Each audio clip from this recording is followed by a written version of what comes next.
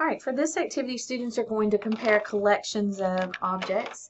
You can use any object that you would have multiples of, even beans or cereal works great. Students can eat their comparisons after they compare, but you want to have them do this with all numbers starting from from 1 all the way to 10, using different numbers of items, and then if students are very comfortable and accurate with numbers through 10 and they are ready to move on past that, don't hold them back by any means, just keep extending them. But it's important to ask really good questions as students are making their comparisons. So you have a collection of items and they're just kind of in a disarray here. So we have students, they can count, and you'll notice if they're counting them and not putting them in order, they might count one twice or forget where they were. So, or miss one as they're counting. So we have students organize their cubes just like they would on a 10 frame, and they practice that in class. So there's 5, 6, 7, 8. So they have 8. It's fine to have them recount 1, 2, 3, 4, 5, 6, 7, 8. Or you might say, how do you know that's 8? They might count and show you that it's 8. Or they might say, well, I know this is 5, this top row is 5, and this is 3 more. So that's 5, 6, 7, 8. Or they might just see it as 8 because there are 2 cubes missing in this row, which would make it a 10.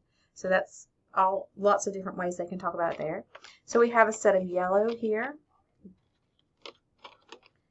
And I'm going to organize that similarly.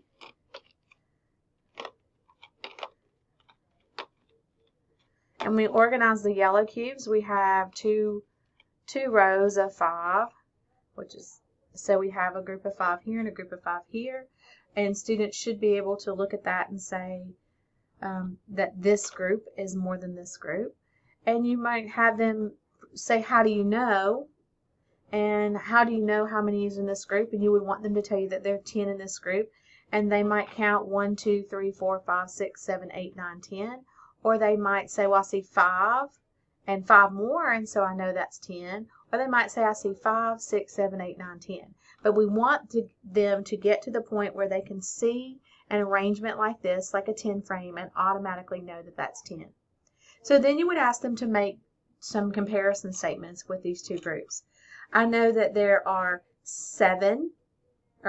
8 red cubes and 10 yellow cubes, and 8 is less than 10. I know that 10 is more than or greater than 8.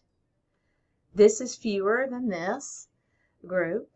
And then you might practice with different sets. You might have sets that are equal. And so students would say, I have the same number of red cubes as I do yellow cubes.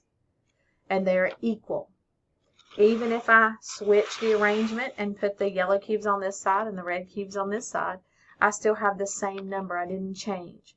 It would be good to do that with this as well, where I had those before as 8 and 10. Now I have 10 and 8. So the 10 is still greater than the 8 cubes. The 8 is still less than the 10. Lots of different ways. Just ask lots of questions. Have students explore with numbers. If students are struggling with the numbers, from 5 to 10, use smaller numbers. You stay within 5 and use numbers like 3 and 2 until students are ready to move on. And they can make those comparison statements.